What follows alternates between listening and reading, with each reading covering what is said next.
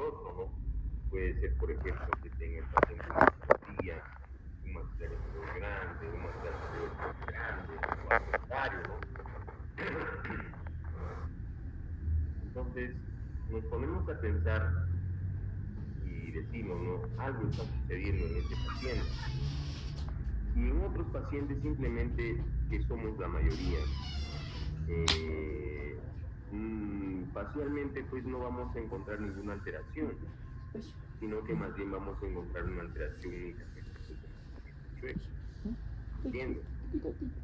En un estudio que se hizo acá en Perú hace algunos años atrás, se pudo evidenciar que la prevalencia, o sea, el número de casos en un determinado momento, era aproximadamente el 80% de personas que tenían malnutrición. ¿Entiendes? 80%, o sea, de 180 hay en el Perú que tienen malnutrición. Entonces, pero hay diferentes formas de malnutrición, ¿sí? Hay malnutriciones donde existe una alteración de cualquiera de los componentes del sistema estomacogástrico. Por ejemplo, pueden ser los dientes, pueden ser los huesos, pueden ser los tejidos blandos, puede ser la misma articulación temporomandibular o una asociación de ambos, o una asociación de ellos, ¿entiendes? Entonces, con el objetivo de hacer una clasificación y poder tener un entendimiento mejor de lo que está sucediendo en cada caso, se ha hecho pues una clasificación. Esa clasificación, doctores, si bien es cierto, tiene muchísimo tiempo ya en el ámbito de la ciencia de la ortodoncia, esa en la actualidad la que se utiliza. Sin embargo, pues con algunas modificaciones, con algunas variaciones que se le incorpora a cada malnutrición. El primero en hacer estas clasificaciones, jóvenes, fue Adler. Sí, el padre de la ortodoncia fue Adler. Sí, el padre de la ortodoncia moderna. ¿Entiende? Entonces, no había forma de clasificar y decir, no, para esta malnutrición se realiza este tipo de planificación de tratamiento. Para esta otra malnutrición, esta otra. Y para aquella, aquella. ¿Entiendes? Entonces, y en la manera de conversar en el ámbito, es por decirnos, bueno, te voy a derivar, por ejemplo, un paciente que es una clase 2.1 y que estoy haciéndole un camuflaje de ortodoncia. Entonces, para eso, para esa manera de comunicación, de poder entender, entonces se ha hecho esa clasificación. ¿Entiendes? Entonces, en otros países aproximadamente la prevalencia de esta malnutrición es de aproximadamente el 65%. En nuestro país es el 80%. ¿Entiendes? Ahora, digamos de esta manera, que ya yo estoy inmerso dentro de ese 80% y muchos otros también. A todos aquellos que tenemos malnutrición nos ponen en un salón, ¿ok?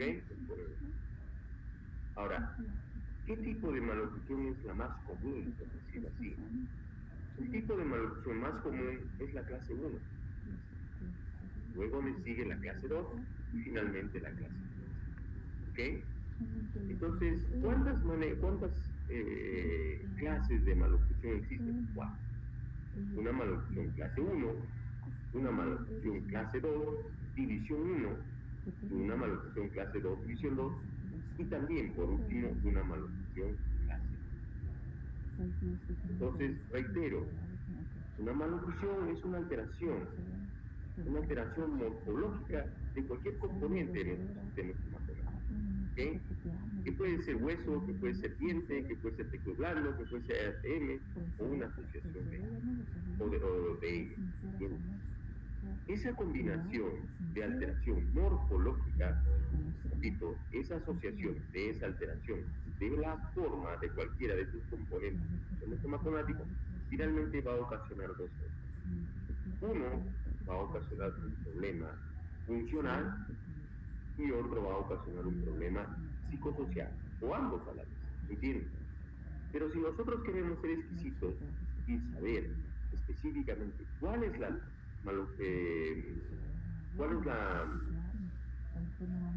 el motivo, por decirlo así, de consulta por el cual acude un paciente a un consultorio dental, un consultorio ortodóntico, un ortodoncista finalmente, es por el tema psicosocial. O sea, no me veo bien por lo que tengo, con mi labio, con mi mentón, con mi maxilar, con la mordida, con mis dientes, o me duele cuando entiende. Entonces, eso es una malnutrición. ¿Ok? ¿Están escuchando, jóvenes? Sí, doctor. Entonces, ¿eso es una malnutrición? Pues bien, ahora hay que ver, pues, quiénes son los que finalmente generan una malnutrición, o qué es lo que genera una malnutrición. Si nosotros vemos esta fotografía, por ejemplo, muchachos, vemos pues que el paciente facialmente pues es un paciente simétrico, o sea, en otras palabras, eso lo enseñaremos el próximo semestre. Pero si vemos de un pantallazo general, el rostro lo vemos armónico, el rostro no le vemos nada de malo, no la veo, por ejemplo, con una cara chueca, no la veo pues con una asimetría, y visto de frente y lateralmente también no le veo mayor problema, ¿entienden? Pero al momento de sonreír, aquí ya empiezan a saltar ciertas características que quizás no sean las más agradables del todo. Ahora, si nosotros hablamos de agradable o no, aquí sí hay una discrepancia, si quiera llamarse de esa manera, porque lo que es bonito para mí probablemente no sea bonito para ti, y viceversa, ¿entiendes? Pero en el ámbito de la ortodoncia, muchachos, se ha tratado de obtener herramientas biométricas, se ha tratado de obtener herramientas objetivas para que la acumulación de esas respuestas, por decirlo así, o esas condiciones que reúne producto de la medición con esas herramientas biométricas, sea de lo más común para todos. ¿Entienden? Entonces, y por último, sobre todo que sea un lenguaje fácil de utilizar, sobre todo, repito, sobre todo entre el paciente y usted. Porque probablemente lo que para usted sea lo más bonito, el paciente ni se dé cuenta. O probablemente ni siquiera le guste. ¿Entiendes? Entonces, es importante entender, es importante comprenderse en el momento del motivo de consulta con la persona que usted vaya. Pero bueno, yo creo que es notorio, en este caso de la sonrisa, en que se evidencian pues dientes desalineados, dientes sin mala posición. Y eso se evidencia cuando se le abre la boca, se le ve pues los dientes finalmente.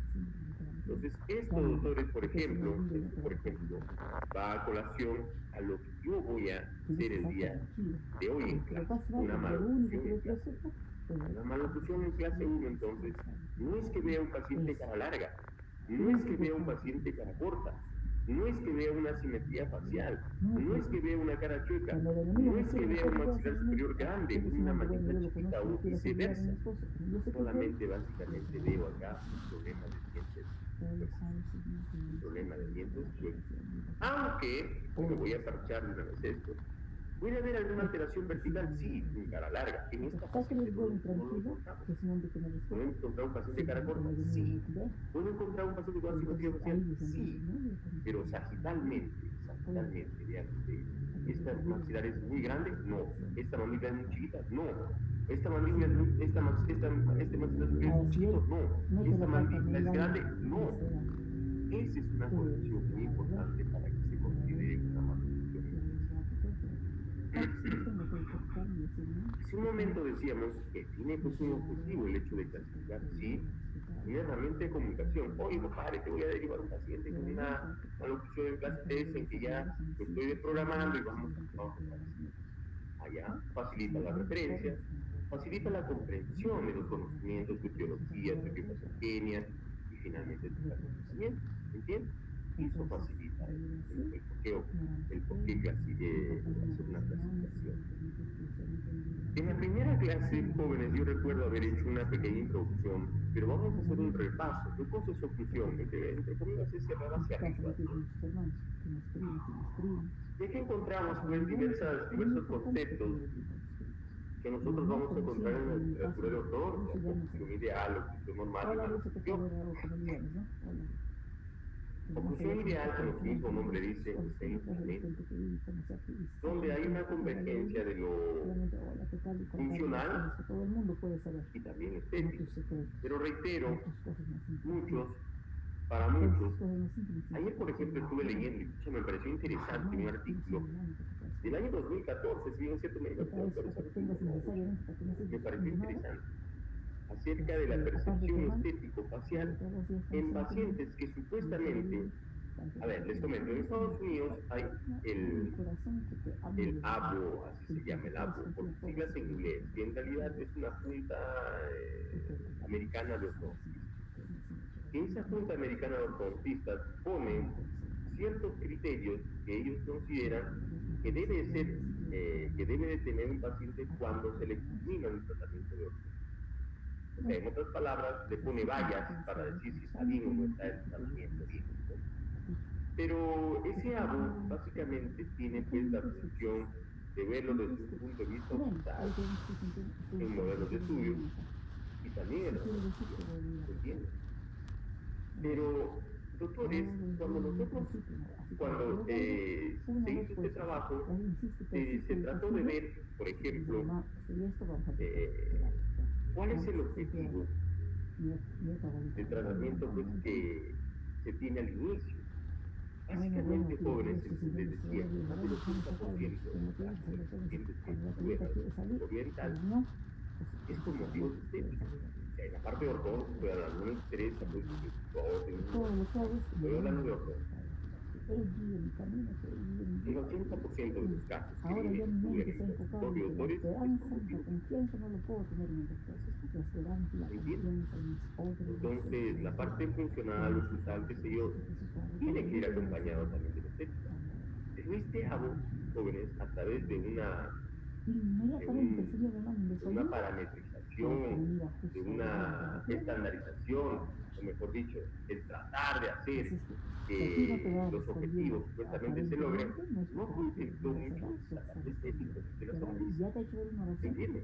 O sea, no había una relación de los objetivos funcionales, de los objetivos donde deben de ir la parte oclusal, etcétera, con la parte estética.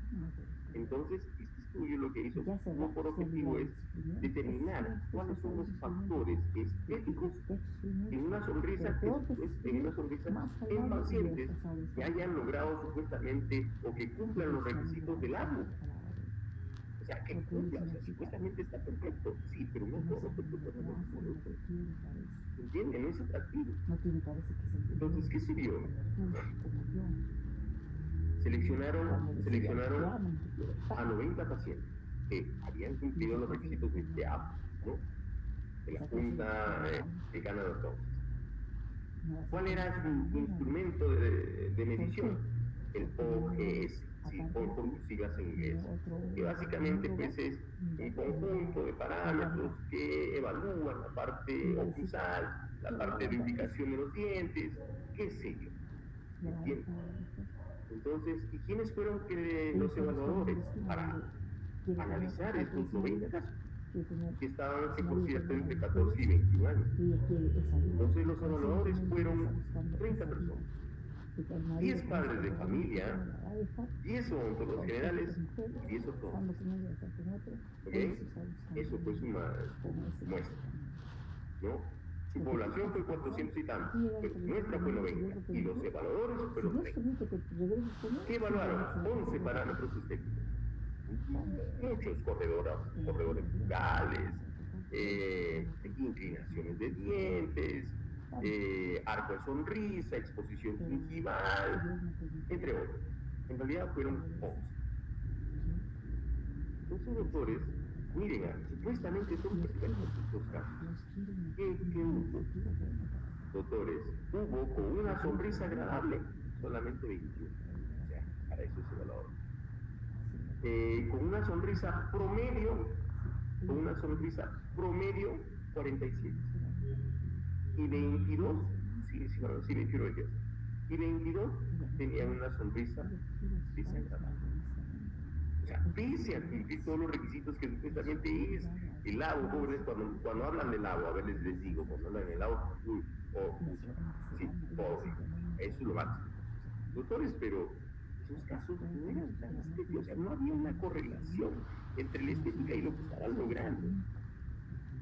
¿A qué conclusión llegan? O sea, ¿por qué se hizo eso? O sea, en otras palabras, lo más importante para mí es pues que no contemplaban tanto el patrón estético.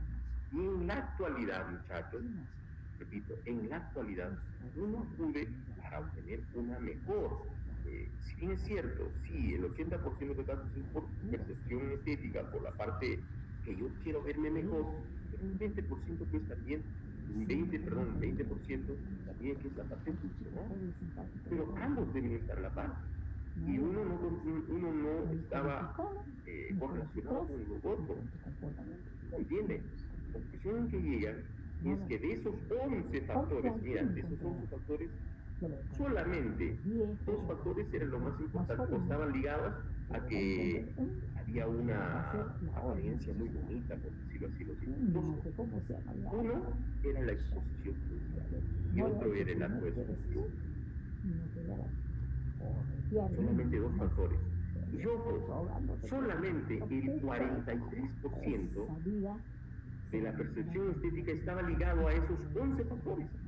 O sea, en otras palabras, hay otros factores que muchas veces el ortodoncista no controla. ¿Y cuáles son? Uno, por ejemplo, ya se menciona, bueno, en este artículo, porque hay muchos de estos que está fascinando ese tema.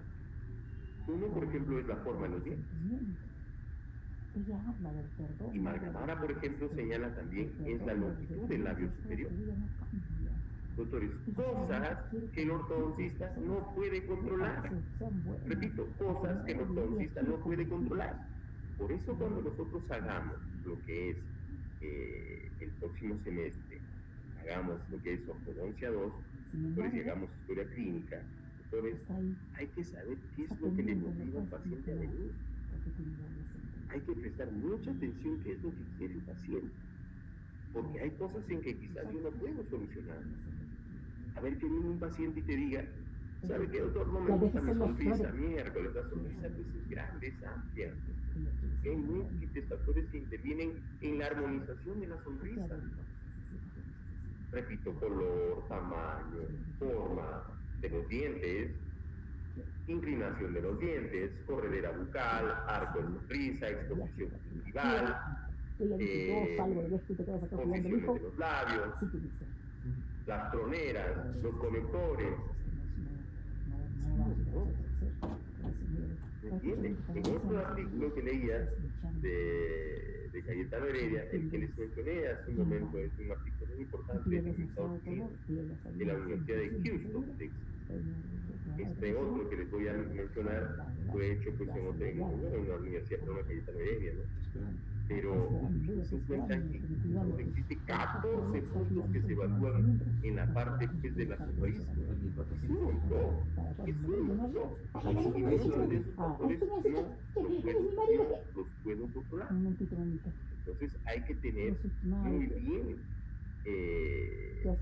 estructurado, hay que tener muy bien la manera de comunicarse con el paciente para saber qué y decirle quizás en este momento eso yo no lo puedo controlar. Yo te puedo dejar esto y aquello, pero eso no. ¿Me entienden? ¿Me están captando la idea? Sí, doctor. Bien. ¿Qué es oclusión normal? La oclusión normal, doctores, se dice que es armonía de todas las fuerzas estáticas, dinámicas.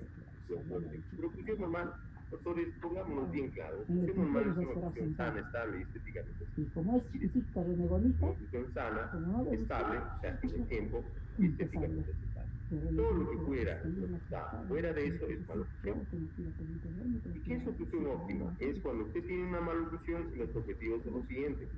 en que hay una relación estática y dinámica entre los maxilares con una mínima tensión en ATM, cumpliendo una función óptima, que sea estable y que sea estético en la salud del complejo orofacial. O sea, en otras palabras, lo sano o lo normal es una función, la función normal es una función sana, estable y estéticamente aceptable. No estoy diciendo que sea perfecto, sino aceptable. ¿Bien? Y cuando yo estoy fuera de eso, entonces yo debo de devolverle una oclusión óptima. Esa oclusión óptima que viene a ser, oclusión óptima viene a ser donde usted devuelva una relación estática y en dinámica de los maxilares con una poca tensión en la piel. Otro, que sea pues, que cumpla funciones adecuadas. ¿Y cuáles son las funciones de hematomático? Pues es un montón, la función, la dicción, la masticación, la parte estética, que sea estable, o sea, no que sea solamente un momento, que sea estético y que tenga una buena salud Entonces, ¿qué es oclusión normal para este señor Angle? La oclusión normal para Angle era desde un punto de vista oclusal, desde un punto de vista de clase, o sea, cómo se interrelacionan los dientes, ¿no? Él decía, ¿no? Si usted devuelve una buena parte oclusal con ciertas características, que ahora lo vamos a ver, todo el resto de estructuras, vale decir maxilares, vale decir ¿eso es cierto? No, es completamente cierto, ya se ha demostrado. Entonces, para Angle, por ejemplo, decía lo siguiente. Angle decía que, por ejemplo, todos los dientes tienen que estar en una línea de oclusión. En la línea de oclusión superior hay una línea de oclusión. La línea de oclusión superior es aquella pues, que pasa por todos los surcos centrales, las piezas posteriores y por los cinglos de las anteriores. Y en las piezas inferiores por todas las pupillas vestibulares y los bordes incisales. De tal manera que cuando este arco superior con el arco inferior ocluyen motores, estas dos líneas se han reducido. Otro, que la llave de la oclusión debe ser en clase 1. La llave de la oclusión para el señor Angle era la función molar en clase 1. ¿Esto me interesa en sobremanera? No. Repito, no, porque no es funcional, ¿me entiendes? Y no cumple la estética, no, para empezar, ni la veo. Cuando yo expongo sonrisa a doctores, lo máximo que debo de ver es hasta premolares, no debo de ver la verdad. Es muy amplio, no puedo ver. Dientes en línea de oclusión, acabamos de ver. El arco inferior que sea más pequeño, por supuesto que sí. Esto es así, siempre. Posteriormente los estudios de Bolton dijeron pues que en masa etaria debe ser 91,3 los inferiores con respecto a los superiores. Los dientes superiores deben de cubrir a los inferiores, sí, debe de haber un overbite, ¿no? Y finalmente debe tener dos antagonistas. Todos los dientes tienen dos antagonistas. A ver, por ejemplo, acá en la molar es fácil de entender. Uno con la primera molar y otro con la segunda. Y si ustedes se ponen a pensar, todos tienen dos antagonistas, excepto dos dientecitos. El incisivo central inferior y ¿quién más? La tercera molar superior. Ellos solamente ocluyen con un diente. El resto todos ocluyen con dos dientes. Para él esa era la manera. ¿Y por qué lo vemos, doctor, si en caso ya no existe esa manera de clasificar? No es que no exista, sino que este es desde un punto de vista ocultal.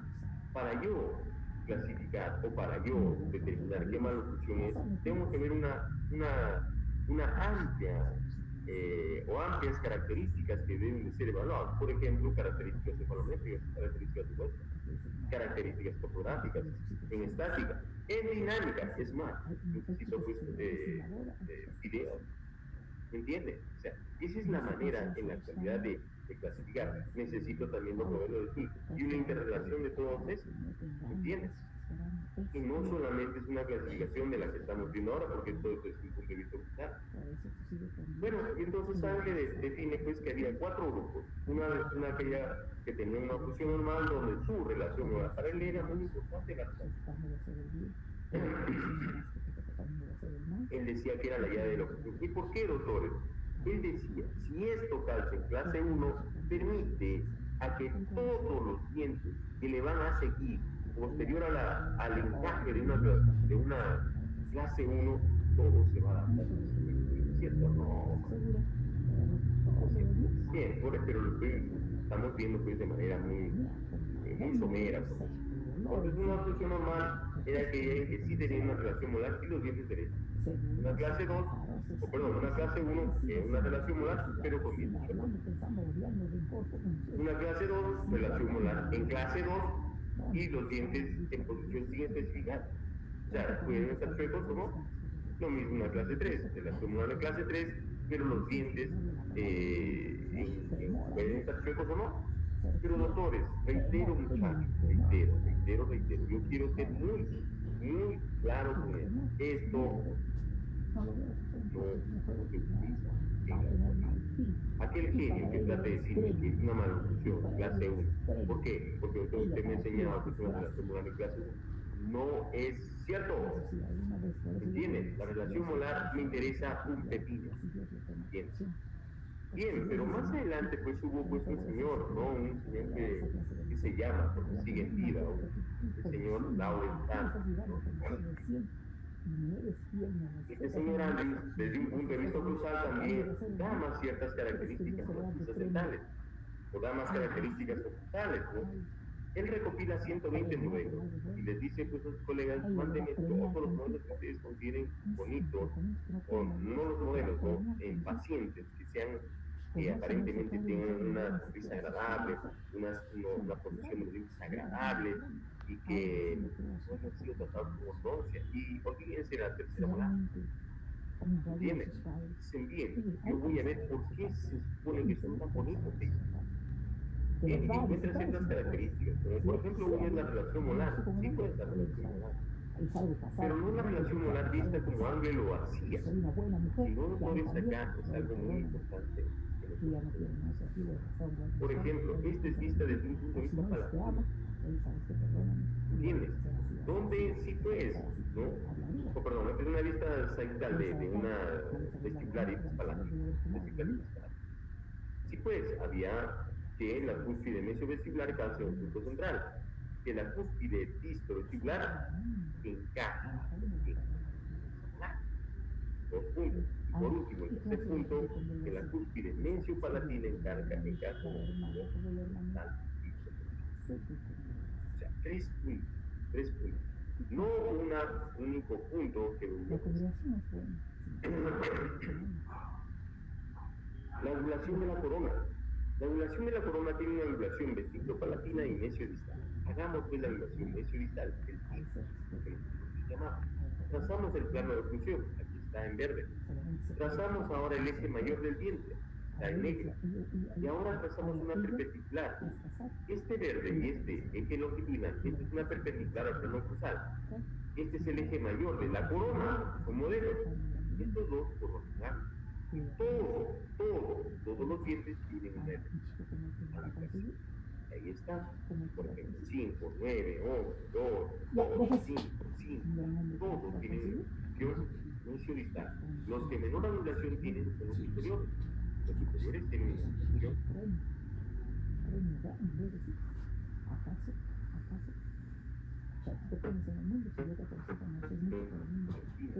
Sí, pues que nosotros llamamos todos. De la misma manera, trazamos el plano de oclusión y ahora una perpendicular a ese. Es trazo una tangente. Es una tangente, una línea que de conjuntivo solo ambas cosas. Y esa angulación notoria es únicamente es positiva. Lo siento. Y lateral. No, ya bien cambiado, allá bien tomado, ahorita ya una vez tomado, cambiado, no han hecho 20 vamos.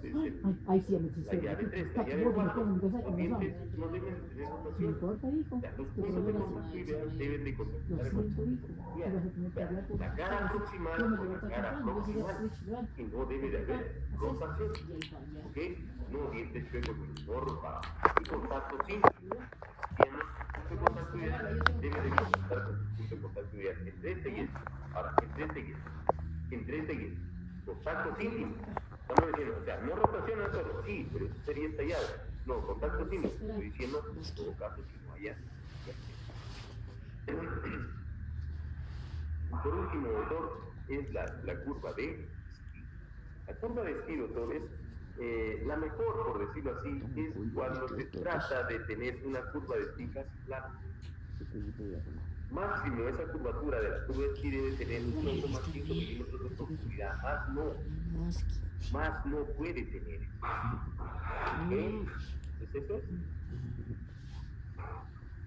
Ya íbamos definiendo qué cosa era una maloclusión. O sea, una maloclusión es la acción de cerrar hacia arriba, por decirlo así. Una maloclusión sería pues una acción de cerrar mal, por decirlo así. ¿Cierto? Entonces, esta diapositiva, como decía, es importantísima para nosotros. Entonces, una maloclusión, una variación morfológica, es una variación de forma de cualquier componente de nuestro sistema solar. No es una patología, no es una enfermedad, repito, no es una enfermedad. ¿Ok? Y eso es donde se produce esa alteración de la forma de cualquier componente del sistema solar. Eso se produce durante el crecimiento y desarrollo. Que finalmente trae ¿qué? El desarrollo de la forma pues, de cualquier componente del sistema somatológico. Puede ser dientes, ADN, puede ser estructura craneal, huesos, puede ser la parte muscular o puede ser tejido blanco. Todo eso trae dos problemas. O un problema funcional o un problema psicosocial. Vean, por ejemplo, la cantidad de malnutrición en Estados Unidos es 65. En nosotros es 80. Etiología. Ahora, ¿por qué se produce una malnutrición? Sea clase 1, sea clase 2, sea clase 3. Realmente detectar una única causa es probable que no se llegue a dar. En realidad, es un sinergismo, es una sinergia de muchas. ¿Cuáles son esas? Por ejemplo, pueden ser factores nutricionales. Factores nutricionales, doctores, habría que hablar un montón, pero voy a resumir con lo siguiente. Hay muchos estudios que señalan que pacientes que son desnutridos, crónicos, sobre todo en el proceso de crecimiento y desarrollo, ¿qué es lo que sucedió? Hay un menor crecimiento maxilomandibular, el bulbo basal, ¿entiendes? Y al haber menor crecimiento, entonces va a haber menor espacio para la comida de los hijos. En realidad, hablar de esto es bastante difícil. Factor hereditario. Sí, hay factores hereditarios que, o sea, la malnutrición se le da alguna, no todas. Repito, algunas malnutriciones son heredables así. ¿Cuáles, por ejemplo? Alteraciones verticales, o sea, cara larga, cara corta. Alteraciones en malnutrición clase 3, una mandíbula gigante, un procato, un pelícano, por decirlo así. Alteraciones medioambientales, claro, pues te chupas el dedo, ya, fregaste. Te caíste de la bicicleta, te desgraciaste los dientes, ya. Pérdida prematura de dientes, bueno, de la cama. Disfunciones endócrinas. Las disfunciones endócrinas, doctores, por ejemplo, la glándula suprarrenal es la que se le atribuye el hecho de que haya reabsorción radicular en piezas deciduas normal, en la normal erupción de las piezas fetales. Pero esta puede estar alterada, ya se pegó, o sea, hay retención prolongada de esos dientes, no van a respirar, no pueden respirar por supuesto. Dientes mal formados, los supernumerarios, eso ya está bien claro, pues los mucho densos, para etc. Pérdida de dientes permanentes, ya mencionamos, entidades patológicas. Sí, hay ciertas entidades patológicas que pueden condicionar a tener una malnutrición. Por ejemplo, el quiste dentígeno. El quiste dentígeno, doctores, genera una gran presión, repito, genera una gran presión centrífuga. ¿Se entiende? Entonces, eso genera, pues, se genera desplazamiento de las piezas fetales. Eso lo he visto. Existe. Hábitos, te chupas el dedo, te chupas el lapicero. Bueno, o por ejemplo la respiración bucal. Ahora, lo peor, todas estas pueden actuar solas. La obligación del ortodoncista, muchachos, la obligación del ortodoncista es determinar cuál es el factor Voltear. Tienes en todo caso, tienes otros factores. Tapa ¿Por qué? así de la calle. Porque si usted no los elimina, eso puede volver. Cuidado, es una cosa. ¿Qué? Eso puede volver. Y decimos, Ay, yo con ropa de calle. vamos a ver ahora entonces qué es una malnutrición. Rápido. ¿Hasta ahí está todo claro? Cuando era mi serio, me empezó a decir que usted cerró que se lo están Jóvenes. dando. Ahora sí me llaman. Jóvenes, Sí, doctor. Sí, doctor. ¿qué es lo que pasa con ustedes? ¿Están en clase o no? ¿Por qué hay pocos estudiantes? Veraún, ¿está Veraún? Presente, doctor. ¿Dónde está el resto? Bueno, van a trastabillar, aquellos que no están van a trastabillar en ortodoncia 2, ya eso, bueno, ya no puedo controlarlo. ¿El delegado está? Delegado, delegado, presente doctor, buenos días, de los jueves. Hola, ¿qué tal? ¿Y dónde está el de la ferretería? ¿En qué día tiene práctica? ¿Dónde está? Doctor, buenos días. ¿Por qué no hablan? ¿Por qué no hablan? Cuando pregunto. Buen día, doctor, mande usted. Oye, me hace traer mi pedido, ¿eh? Pucha, doc. ¿Ahora, doc? Claro, pues entonces, ¿cuándo vas a traer? No lo he recogido, pues, doc, que estoy en el trabajo. ¿Desde tu trabajo en la ferretería? No. Tengo otras cosas, ¿sabes? Tú me tienes el negocio en la construcción, pero... No sé, compadre, manda a traer tu brazo, yo necesito eso para mañana, necesito chambear eso mañana. Ya voy a verlo. Bien, entonces vamos a ver ahora qué es una clase 1, ¿no? Una clase 1, muchachos, tiene ciertas características faciales, tiene ciertas características cefalométricas, tiene características intraorales. Y usted tiene que ser capaz de abstraer todas esas características. ¿Ok? Les decíamos que la clasificación que hacía Angle era desde un punto de vista ocultar, ¿cierto? Era desde un punto de vista ocultar, ¿cierto? Pero sagital. ¿Qué cosa quiere decir sagital? A ver, vamos a dibujar acá. Imaginémonos que este es un rostro, ¿ok? Mis ojos, que va a ser un ojo. Nariz. Esta es una vista frontal, ¿ok? Una vista frontal. ¿En cuántas formas yo puedo ver a un paciente frontalmente? Lo que tú dices, haces. Uno, vertical, ¿cierto? Puedo ver si es cara larga, cara corta. Tú las estás haciendo. ¿Qué más puedo ver acá? Puedo ver si esta mandíbula, por ejemplo, está Varias cosas de lo que ha dicho. desviada, por eso es una operación, pero sí. Siempre Bien, acaba yo puedo ver siempre. eso, sí. Entonces, desde mi punto de vista también, transversal. ¿Ok? Van dos planos del espacio. Como también puedo ver yo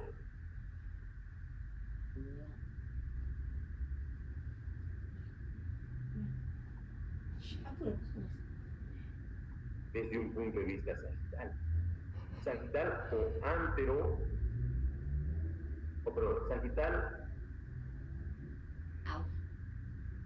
o antero posterior. ¿Ok? Quiero ser cosquillas. Entonces son tres planos del espacio que básicamente yo debo de ver en un paciente. Así no se va. En el plano vertical, transversal y sagital. ¿Ok? Yo debo de evaluar siempre a un paciente en esos tres planos. La clasificación que hace Angle, doctores, la clasificación que hace Angle, básicamente está en este plano, en el plano sagital. ¿Cómo está el maxilar adelante, atrás, la mandíbula adelante, atrás? ¿Cómo está? ¿Entienden? La clasificación que hace Angle, doctores, es desde un punto de vista sagital. Pero esa clasificación, doctores, hasta la actualidad la manejamos. Hasta la actualidad la manejamos.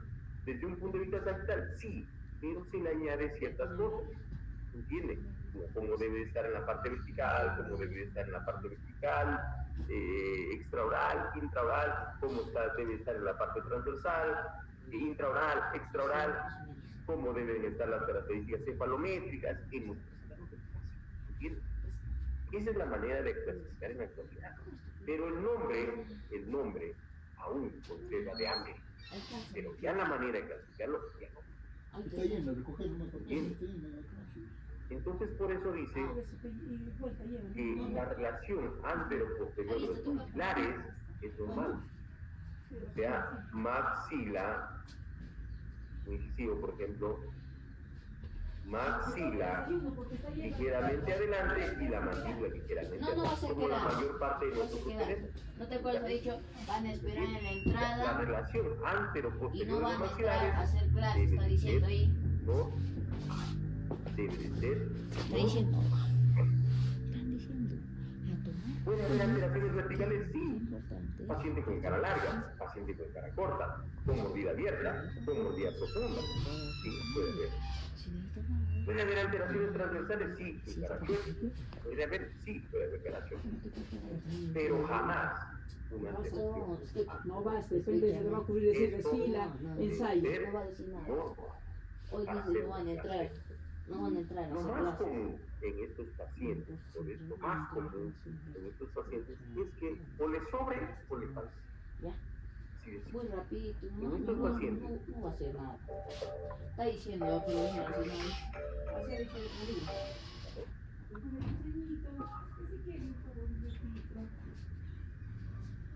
ahorita estoy en clase, estoy en clase, se llama de Han dicho en la entrada que no van a entrar. Está diciendo, van a estar en la entrada. Escucha.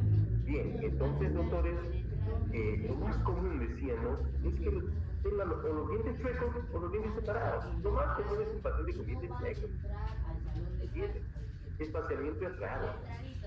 ¿Y cuáles son las características oclusales? Su relación molar en clase 1, relación indio en clase 1, su relación canina en clase 1, etc. Pero puede haber mordida abierta, puede haber mordida abierta, puede haber sobremordida, puede haber bifurcación, o sea, ambos maxilares salidos, sí, pero siempre manteniendo que el superior sea más salido que el inferior. Y la relación molar, tanto que les gusta hablar de la relación molar, es en clase 1, por lo general. Repito, por lo general, no necesariamente. ¿Sí? Vamos aquí. Como en este caso, puede ser que haya perdido una pieza dental, entonces esto migró, ya no será en clase 1. ¿Entiendes? O puede haber una mordida abierta, ya no será mordida abierta. Incluso puede haber una mordida cruzada anterior, sí, puede haber, pero máximo hasta de 3 dientes, no más. Listo. Y las relaciones esqueléticas, doctores, ¿cómo es? Las relaciones esqueléticas, a ver, les voy adelantando algo. Así como hay una relación molar, así como hay una relación canina, clase 1, clase 2, clase 3, que generalmente la clase 1 que sea normal, doctores, existe una relación esqueletal. O sea, existe una relación esquelética, así la mandíbula. Esa relación esqueletal, doctores, debe ser en clase 1, por lo general, aunque no necesariamente. ¿Puede haber una relación esqueletal en clase 2? Sí. Pero el resto de características puede ser en clase 2, sí. Sí. A ver, jóvenes, escuchen. Para determinar qué tipo de malnutrición es como si fuese un vaso de agua, donde usted va llenando gota por gota, gota por gota. Y cada gota es las que les estoy mencionando. Por ejemplo, pues, que la mordida abierta, puede haber, que la relación canina, que la relación excesiva, que lo verbal, que lo verbal, que no sé qué y no sé cuál. ¿Entiendes? Todas estas son gotas que van llenando el vaso. ¿Entiendes? Así como existe, por ejemplo, entonces, la relación molar o la relación canina, también existe una relación esqueletal en clase 1. Por lo general debe ser en clase 1. Pero puede existir una relación esqueletal en clase 2, sí. Sobre todo en pacientes de raza negra, o en pacientes bifrontosos, sobre todo. Bien. Pueden acompañar alteraciones transversales o verticales también esqueléticamente, por supuesto. Puedo tener una simetría, por supuesto. Por ejemplo, el hecho de tener una alteración vertical de mordida abierta es más común en una clase 3, pero puede haber. ¿Cómo es el patrón facial de crecimiento en estos pacientes? El patrón facial básicamente es una clase 1, ¿entiendes? O sea, no alteraciones verticales, alteraciones transversales. Pero puede existir esto, vean ustedes, una mordida recontraabierta. ¿Está? Pero sagitalmente debe de ser normal. O sea, maxila siempre salida y mandíbula siempre metida. Pero puede haber una alteración vertical, ¿sí? Puede existir todo eso. O puede haber un caso de biprotrusión. Vean ustedes, esta es una paciente biprotrusa, quizás por un proceso, por una protrusión lingual en el momento de deglutir la saliva. Ahí está, ¿sí? Porque interpone la lengua. Y entonces en estos pacientes, ¿qué es lo que sucede? Al tener incompetencia labial, maxilar sale, la mandíbula sale. ¿Entiende? Entonces, pero doctores, siempre debe de estar maxila más salida y mandíbula más. Eso es una característica, si no, no puede ser clase. Vean esta niñita, por ejemplo. Esta niñita es una paciente en clase 1. Biprotrusa, sí, biprotrusa. Ahí está, biprotrusa. Pero es la maxila siempre más salida y la mandíbula más. O puede ser birretrusa. Lo contrario, esto es salido ambos, esto es metido ambos. Pero siempre el maxilar superior más adelante que el maxilar inferior. Puede haber esto también. O puede haber un caso de asimetría. Vean ustedes, si nosotros trazamos una línea media, el mentón está desviado hacia el lado derecho. Puede haber eso, sí, vean ustedes acá. Pero siempre maxila más salida y mandíbula más. Bien. Cuando nosotros hagamos una evaluación al paciente, siempre debemos de examinarlo en relación céntrica. Eso, por favor, que se pónganse bien en su casa. Siempre examinar a un paciente en relación céntrica, no en oclusión habitual. Repito, no en oclusión habitual, sí hacerlo en relación céntrica. O sea, ¿qué cosa es la relación céntrica? Es una posición condilar, donde el cóndilo está en una posición más posterior, más superior y media. Ahí debe ser. Esa es la posición del cóndilo. Entonces, eso es importante, doctores, sobre todo cuando nosotros vemos este tipo de pacientes. Si ustedes ven a este paciente, por ejemplo, es un paciente clase 3, doctor, es una mordida cruzada. No, pero ese es inhabitual. Vean ustedes cuando se le lleva relación céntrica, llega a un vis-a-vis este paciente. Llega a un vis-a-vis. Bien, esto es plan de tratamiento. ¿Alguna pregunta, muchachos? Buenos días, doctor. Una preguntita. ¿Usted tiene una técnica o una manera de cómo llevar la relación céntrica o tienes un tips que nos podrías pasar o...? Bien lo habrán hecho, pues, doctor. Este programado. Puede ser incluso el jig de Lucía, ¿no? Pero eso hasta que hagan eso van a demorar. La mejor manera, doctores, es hacer pues que al paciente decirle, pasa tu saliva, mantén ahí. O sea, cuando nosotros pasamos la saliva, doctores, lo que hacemos es colocar hacer solamente un primer contacto etario y deprogramamos nuestra musculatura. Puedes decirle, a ver, suelta el maxilar pero suéltalo. Nosotros no programamos, suéltalo. Y vamos llevando hacia atrás, hasta donde llegue.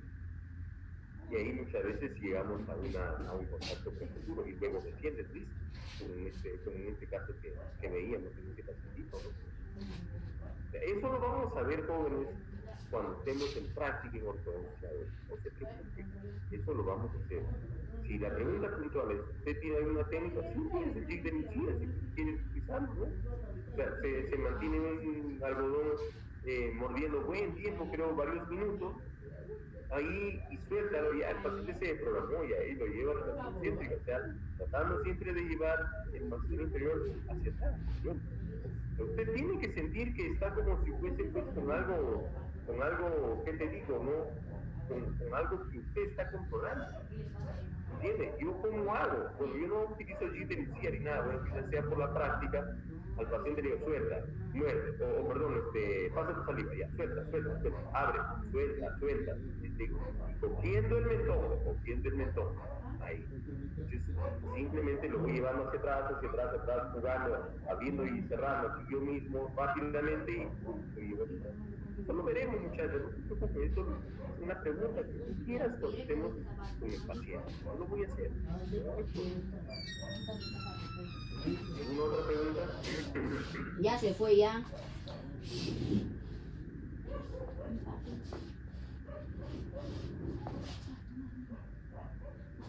¿Alguna otra pregunta, jóvenes?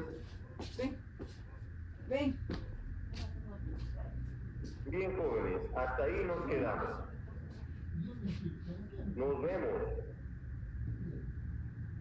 con el grupo de las jóvenes. Yo voy a estar temprano ahí. Ya, el que quiere ir temprano, pues venga temprano. Yo voy a estar desde temprano. Incluso desde las 2 y cuarto estaré yo ahí. ¿Ok? Listo, muchachos, nos vemos. Hasta luego, doctor. Hasta luego, doctor. No te olvides, ¿ah? Doctor, ¿algún material?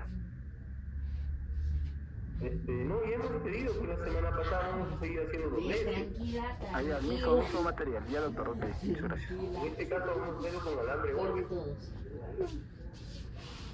Listo. Nos vemos. Bien. O el plomo quieres ponerte acá. O el plomo, háyelo. Ven, ponte el plomo, eso guárdalo. Sí, con eso se toma.